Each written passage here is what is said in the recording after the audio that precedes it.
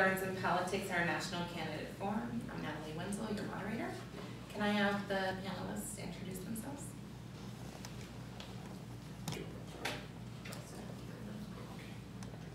Chehade VIP member. Lena Ocasio, Air Force veteran and real estate broker in town. Bonin, VIP member. Bletnitsky US Coastguard veteran and technology consultant. Thank you. Can I have the candidates introduce themselves? My name is Bob Beers. I am a 30-year Nevada CPA candidate for treasurer. Uehara, candidate for Nevada State Treasurer. We'd like to thank our sponsors. We're on cue for Clark County Treasurer, Michael Broadway Real Estate, Real Water, and Lakeside Business Suites. We're ready for our first question. Give a bio. Actually, we're going to get a bio from the candidates. Yeah, 2 minutes each. So my name is Bob Beers. I'm a certified public accountant. We're trained, tested, and experienced in all aspects of cash flow management. That includes not just making sure checks don't bounce this week, but it also includes managing the debt, because your state of Nevada has quite a bit of debt to manage, as well as managing the spare cash that we have, which is the management of investments. And I've got experience in all 3 of those arenas in both the private and the public sector. Other duties as assigned in the Treasurer's Office include management of the Unclaimed Property Fund, as well as management of several programs designed to help grandparents and parents save for children's future. Over in that arena, marketing is very important. And 3 times, I've been the Vice President of Marketing, twice for companies that I started and ended up selling. In between that, for a 3rd company, all 3 times we were successful doing it. That's important because those programs, Unclaimed Property and the College Savings Programs, are substantially marketing oriented. As a member of the Legislative Finance Committee and Ways and Means Committee, I have managed the budget process 5 times. I'm very familiar with the way the state's budget goes together, and I'm the only candidate in this race who would be able to hit the ground running. Bob Beers, CPA, candidate for treasurer. Thank you. So I'm originally from Hawaii. I grew up with 3 other siblings. My parents were very big on community and public service. I think the kids took it too hard. I am a former U.S. Army reservist, but the most senior ranking military person in our family is my sister. She's a lieutenant colonel, and she's done 2 tours of duty in the Middle East. And I sincerely tell people I've been saluting her for the past 2 decades. For the past 18 years, I've been proud to call Nevada home. And truth be told, the state has been very, very good to me. I started my career as a financial advisor here in Nevada. I started my business here in Nevada. My wife and I, though we both attended the same university in Washington, it was here in Nevada that we met. And it was here in Nevada that in 2016 I got involved with the Donald Trump for President campaign. I was honored to be a national media spokesperson for him on 4 separate occasions. And I was honored later to be part of his Asian American Advisory Committee, one of 30 individuals nationwide, the only one from Nevada. Our relationship with the administration has continued. SB Administrator Linda McMahon has been to Southern Nevada. She's visited my wife's restaurant, and she addressed 25 small business owners discussing her commitment and how she would reach out to the business community. Subsequently, we're honored to be invited to the White House for a briefing with the President. You may remember that during the campaign, he said that for every new regulation, he was going to cut 2. They tallied the numbers, and in 2017, for every new regulation, they cut 22. And we can see the impact of the economy.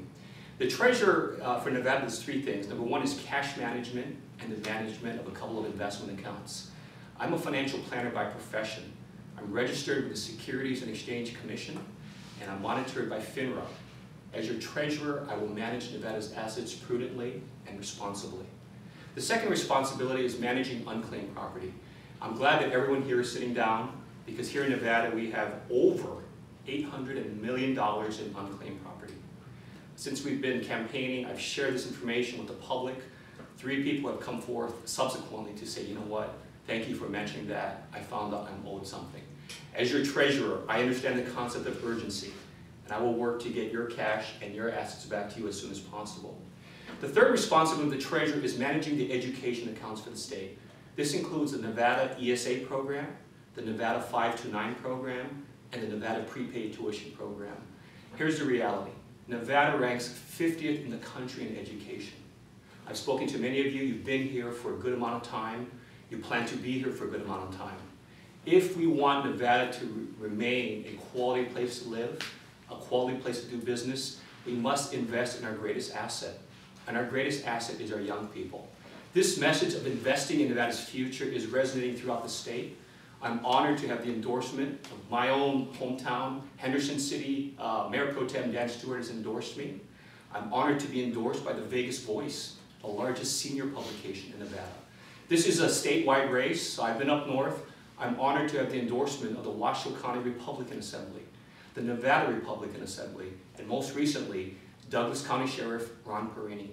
So I invite my fellow residents to join me and to join us in investing in your future, in investing in our future, and investing in this great state's future, investing in Nevada's future. Thank you. Thank you. We're going to start with our first question. Gentlemen, thank you for being here this morning. Good luck in both your races. Just a general question on what the difference is between a state treasurer and state controller, please. The state treasurer, let's be very clear, is an investment job. And I just mentioned, I'm licensed with the Securities and Exchange Commission to invest money on behalf of others. The controller, on the other hand, is more of an accounting type role. So you have an accounting background, if you're a CPA, you've got great qualifications for the controller job. But we want to be very clear, the Nevada State Treasurer job is an investing job.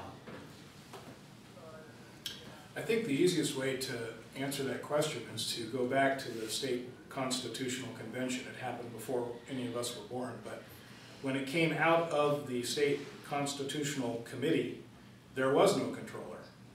There was only a treasurer. They carved off in committee the duties of the controller, not as most people would assume from the treasurer's job, but from the Secretary of State's job. In fact, it turns out that in financial management, a key principle is that you want to have someone who is the custodian of your stuff be different than the person who counts and reports your stuff. And the controller counts and reports the stuff that the treasurer is the custodian of.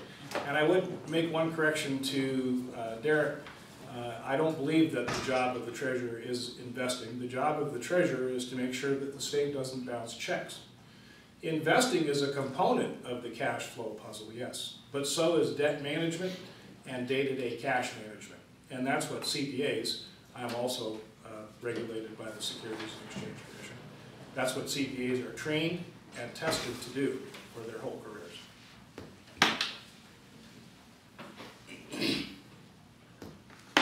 Lena Ocasio, Air Force veteran. My question has to do with Clark County School District's budget. In the past years, there's been a shortfall of funds, and then all of a sudden millions of dollars are found again. As the treasurer, what can you do to have better oversight over CCSD's budget? Thank you for the question, Lena. And that's a great question because it gets to the heart of what the actual responsibilities are. The state treasurer really has no oversight over the Clark County school budget. But that's why I see there's an opportunity, right? At the end of the day, we're looking to impact our young people.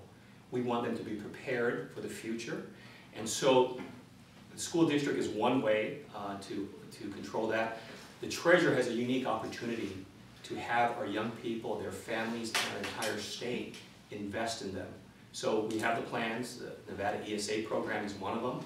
The Nevada 529 plan. I like the 529 plan because it allows parents, grandparents, family members to invest in the young people, and more importantly, to begin that discussion about the importance of planning for the future. I think as I've gone throughout the state, a lot of feedback that many of our young people are not thinking about the future, right? So they go through school and may not see the benefit, they don't have a purpose. So one way to address that is to identify the fact that we have a future to plan for. If they know that we have some investment accounts that allows them to formulate that as part of their goals, which in turn can help them see the relevance of school. So a little different approach here, but the treasurer does have that unique opportunity to help open the minds of our young people. Short mic cord. There are two intersections of the treasurer's office and the educational. The first is that the treasurer maintains a short-term investment pool for local governments to participate in. What does that mouthful mean? That mouthful means that when you go to bed on a Friday night with $1,000 in your bank account, and you wake up Monday morning with $1,000 in your bank account, it feels about right to you. Governments, on the other hand, start to feel the pinch because they could have earned some interest on that money even over the weekend. So the short-term investment pool is where local governments can place their cash for short periods of time and get some minor return on those dollars. The treasurer maintains that fund for all local governments in the state. It is up to them if they want to participate. More significantly, the legislature, carrying around a study that's about 10 years old from the University of St. Louis, or the University of Washington at St. Louis Sociology Department, does a statistical correlation and determines that of all the things out there that might make a kid be successful as an adult, one of them, at least there's a small correlation we've been able to statistically tease out, is knowing that someone is saving for their future. Just the knowledge that a kid has someone out there saving for their future might make a difference. So the legislature stood up two programs in particular. One of them offers a $50 account to every kindergartner in the state. Your parents just have to go online and claim it. That's at nv529.org. The second program is even bigger, and that's means limited, so only households with $75,000 or less income can participate. But in that program, if you'll put together $300 and put it in a 529 every year for a kid, the state will match your $300 for up to 5 years, a total $1,500 benefit. It's a great program. Getting that word out is very important. And I plan to spend a good deal of my life between 6 and 8 in the morning going out to schools where they're having staff meetings, because it isn't treasurers who are going to be where the rubber meets the road here. It's going to be kindergarten teachers. They're the ones who are going to know the kids. They're the ones who are going to know the families. They're the ones who are going to know where this program will be most effective and where it can be applied. So those are the intersections of CCSD and the treasurership, if that helps.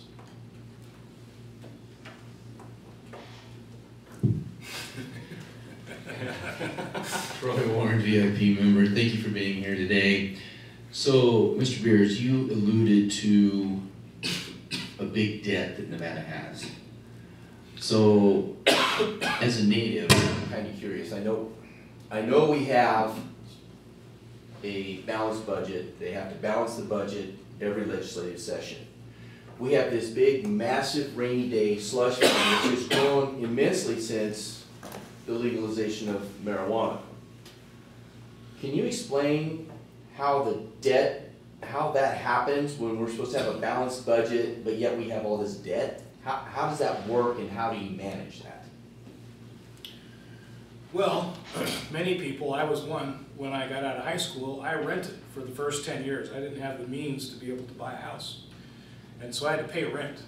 There is a calculation that you can do that will determine whether paying rent is better economically for you, or buying a house and paying a mortgage is better economically for you. Financial advisors are going to tell you that buying a house is better financially for you over the long haul than renting. But they're all just a way to find some place to hang your pillow at the end of the day, right? Mm-hmm. The government approaches debt the same way. They have to have spaces in which to operate. And if they rent those spaces, they pay more for them than if they build those spaces. But building those spaces requires a bunch of cash. That's why you have to get a mortgage on a house, right? That's the kind of debt we're primarily talking about. Okay. The second, much larger piece of debt is our unfunded PERS liability. In the private sector world, almost 30 years ago, the certified public accountants required those entities to start reporting unfunded pension liabilities. They did, and it went on people's financial statements, and it resulted in some changes in behavior. That was just implemented for government 2 years ago. So we're now in the first cycle where you can go onto the state of Nevada's balance sheet and you can see its debt related to the PERS liability. Now that's not just the states, it's also split up amongst all the PERS employers. So the city of Las Vegas, the school district, they all have a piece of this PERS liability. But that is the biggest piece of debt or liability that the state has. We have made a promise to many, many people. Thank you for your service. When you do 30 years for us, we'll cover you the rest of your life. That's the basic promise, only we haven't put enough money away to pay for it, and that's the challenge. Okay. So let's be clear, PERS is not under the jurisdiction of the treasurer. It's a separate division. In terms of the debt, do any of you have a mortgage on a home or multiple homes? Okay, most people have a mortgage on their home, and that's a way to think of how the state borrows money. Because of the municipal markets, right now you can borrow money at a very low rate.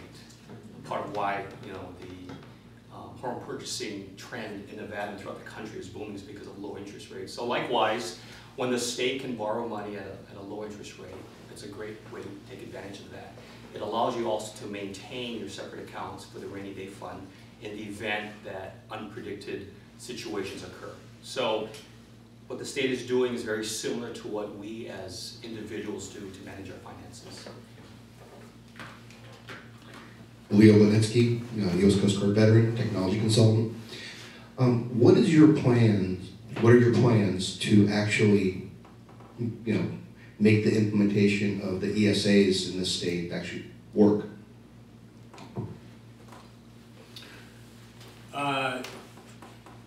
The legislature has to take action, so I will be lobbying members of the legislature when it is stood up next winter to take that action and fund the ESAs.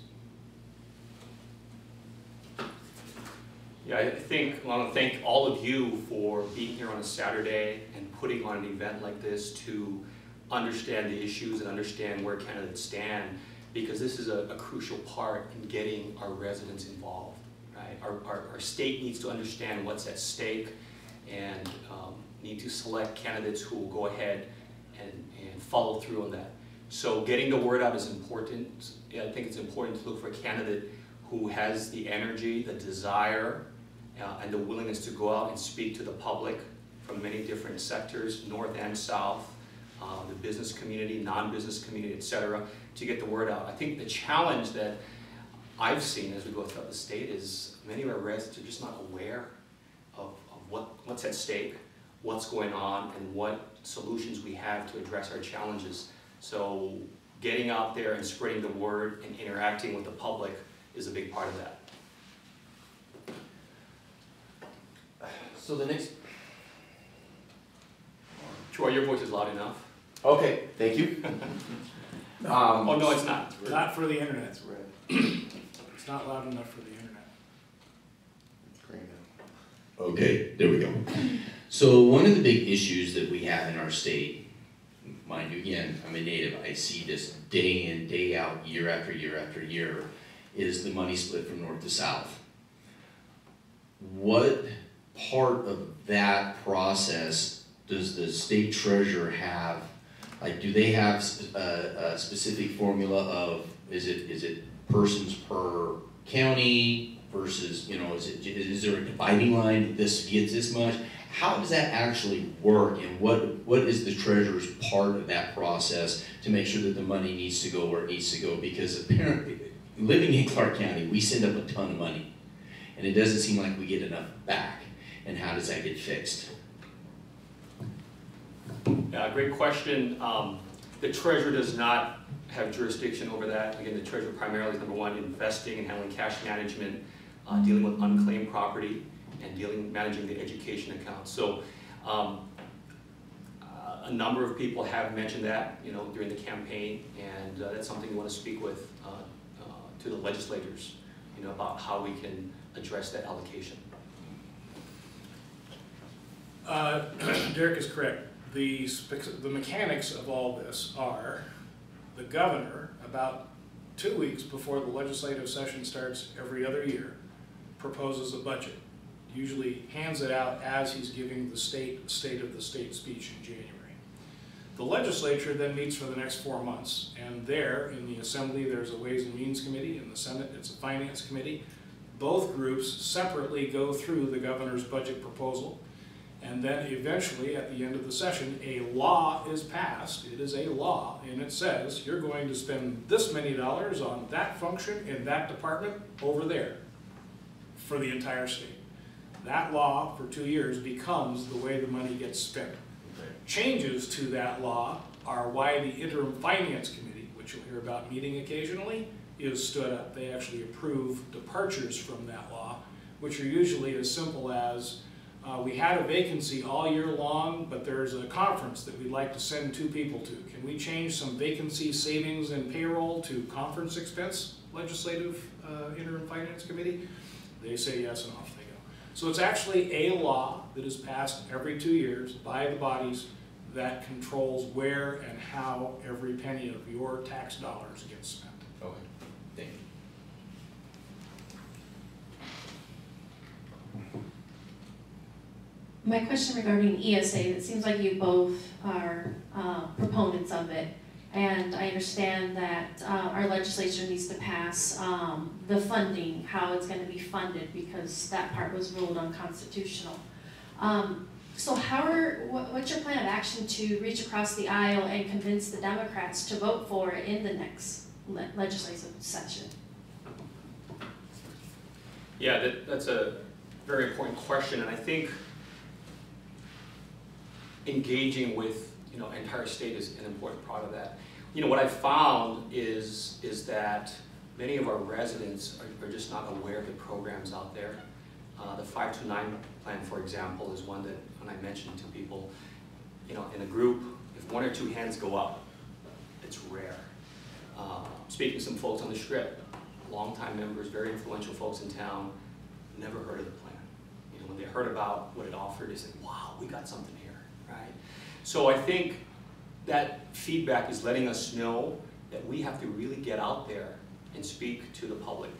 Part of this campaign has given me that opportunity to speak to businesses, residents, other community members to get the word out. So relating to your question, we need to continue this. I'm fortunate enough to be elected by the state. I want to continue getting out there. It's a great way to get feedback, to know what our fellow residents are thinking.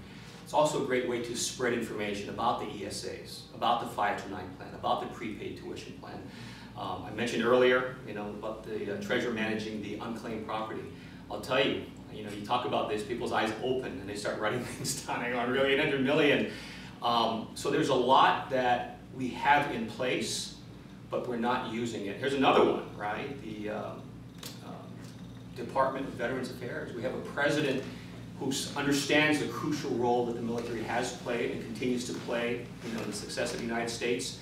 President Trump has requested just under $200 billion for the Department of Veterans Affairs for 2019. It's second only to the Department of Defense. And within that, there are so many programs to help veterans in terms of mental health, in terms of some of the educational programs. You speak to folks, it's such a big organization, which has its advantages, but the disadvantage is there's so many programs coming up that there's no, right now, uniform way to get the information out. As your treasurer, I will get the word out to all Nevadans about what the treasurer offers by education, as well as the programs that the Department of Veterans Affairs is offering for veterans. Your question was about working across the aisle, right? So I can give you a couple of examples. In 2003, Governor Gwynn proposed a 1/3 increase in the scope of state government. Had to have some big tax hikes to go along with that, of course. And I ended up championing the opposition through a couple of special sessions. We always preferred the term fearless 15. Ralston always preferred the term mean 15. But I was one of the leaders of that effort. The very next legislative session, which by the way, I lost that effort in 2003. We did keep the gross receipts tax at bay for years, but we did have the big expansion of state taxing and spending. In 2005 session, I went back to the very same governor that I had very seriously opposed, and I worked with him to give everyone $300 back on their DMV car registration because, in fact, it was too big of a tax hike in 2003. So that's a real-world experience of working across the aisle. Now I've had 5 years' experience on the Las Vegas City Council, where ranging from cracking down on puppy mills to making sure that our parks capital money builds parks instead of soccer stadiums. I have worked across the aisle recently in real time in very visible positions and had successes. quite honestly, in my experience, and I've worked with many legislators in the past, every single one, Democrat and Republican alike, is seeking only one thing, and that is a better output of this governance process. Now, we occasionally disagree on the methods that we use to achieve that goal, but too many times with too many legislators, the opposition on this bill becomes your ally on the next. And so you never personalize, and you always extend hands. And that is how I will reach across the aisle. And I will need to, and I will continue to. Fortunately, I've got real world experience doing it.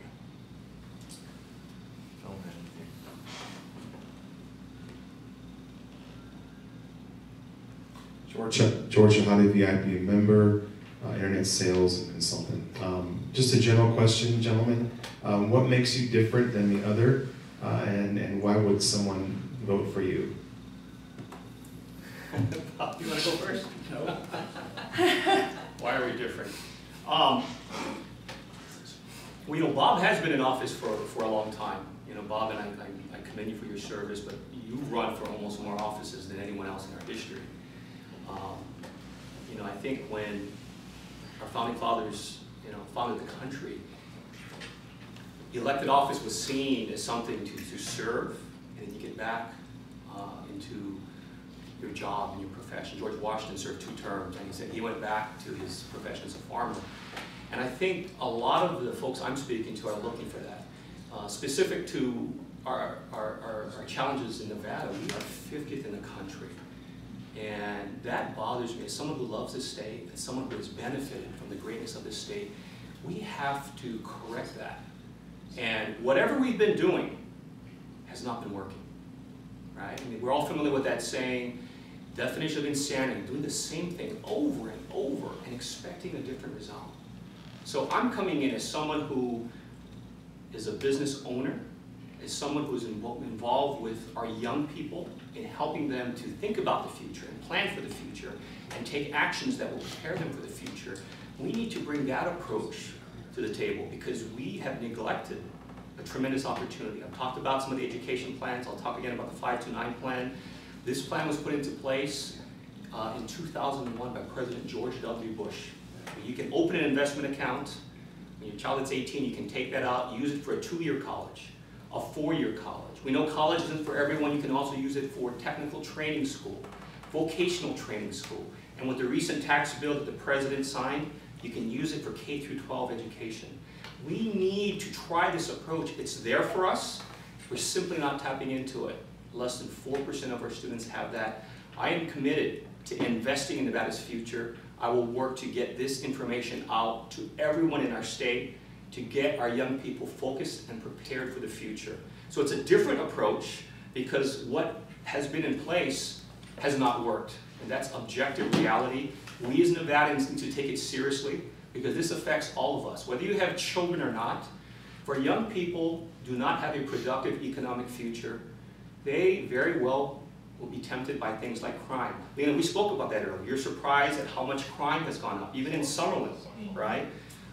We have to address that. Drug use is on the rise.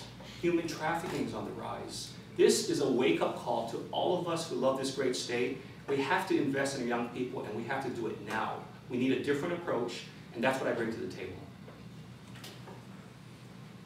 Well, I'm not so sure the past treasurers have done a bad job, but I think I'll give you a story to illustrate one of the differences. The difference comes down to how you look at what the tools are in your tool chest. Yes, it's important to know every one of them and to be able to discuss them with people and to be able to promote them. But it's also important to be able to think analytically about them, to wonder about how they can be changed or improved or fixed. So here's the story. I myself was in the unclaimed property database. Turns out, right after high school, I got an apartment with 3 other kids. I was the youngest and poorest, so they made me go pay the gas deposit. The next poorest paid the electric deposit, and the 2 richest paid the first and last month's rent. 6 months later, I moved to Reno to go to UNR. Some other kid comes in and takes my spot, and I lost my gas deposit. 30 years later, the state had found it, and they were holding it for me, and they gave it back to me. So I got to thinking. There's probably 100,000 Americans, maybe more, who between Nellis and Fallon and TTR did time in Nevada. As young people, they may well have gotten into just such an apartment situation themselves and lost their deposit. We have their money if they'll come look. So how can we get all of America's veterans to look in Nevada's unclaimed property database? I'm starting to think, well, we go to VFWs, we get little ads in the newsletter, we see if Sanson can start dropping some stuff in his newsletters. But not just Steve, but the Sansons that exist in every American city, right? And then suddenly I got approached on the campaign trail, I'm telling the story, by someone who's just left the Pentagon, right? So they're just retired, they're not an officer, but they work for a general, so they log up to me and say, look, let me call my general, I just retired, let me call you back. So she calls him back and says, imagine this. Imagine Veterans Affairs stands up a website where every veteran can go, plug their name in, check the states in which they served, and have it automatically search all those states' databases and bring back one report. That's where I want to take this treasurer's office, folks, but I need your vote. I need your vote. Thank you, gentlemen. That's all the time that we have for this segment. You each have 2 minutes for endorsement. For endorsement? To ask for endorsement. Oh, to ask for endorsement. Well, I'm a little distracted because the 3.5-year-old grandbaby arrived 2 nights ago, and so she's having woke up this morning, which is really cool. But that's personal. I've been, we didn't do the personal part. Married my junior high school sweetheart. We're still married 35 years. We have 2 children and 1 grandchild now. We've successfully launched one of our children, and we're still working on the second. And the grandbaby is great fun. We think we're so close because of our common enemy. Anyway, I would like to have this organization's endorsement for 3 reasons. I have the professional qualifications. It turns out that the investment ticket over here, the CFP board requires you to take 4 or 5 classes in order to sit for the final exam, but CPAs are exempt from all 5 classes. I've had all this training in investments that both of us bring to this table, but I've also had the time as the CPA. There, we worry about cash flow, not bouncing checks, including the management of debt and the management of day-to-day operations. I'm the only candidate in the race that's 3 times been a professional marketer, successfully. 2 times, again, for companies that I started and sold, 1 time in between for another company. I know how to do that part of the job. The businesses that I've owned have employees. So I've signed both sides of the paycheck, and very much more so than in other state jobs, the treasurer is composed of several small businesses. There's a group of about 15 up in Carson City that manage financial matters. There's a group of about 15 down in Las Vegas that manage the unclaimed property and the college savings programs. So they're very much like managing small businesses with employees, and that's what I've done my whole life. That's why I'm here today asking for your endorsement for Bob Beers as Nevada Treasurer. Thank you. Oops, Bob Beers CPA as Nevada Treasurer. Consultant's going to slap me around later. I want to thank all of you again for being here on a Saturday and for your willingness to schedule all of us and to ask the questions so that we can get our state involved. Here's the reality. This campaign, like all campaigns, are about the future. And the Bible warns us that there is no vision, the people perish. And so what we as concerned Nevadans have to understand is, what is the real challenge here? And here's the real challenge. Here's the question. What kind of state do we want to live in? What kind of Nevada do we want to live in?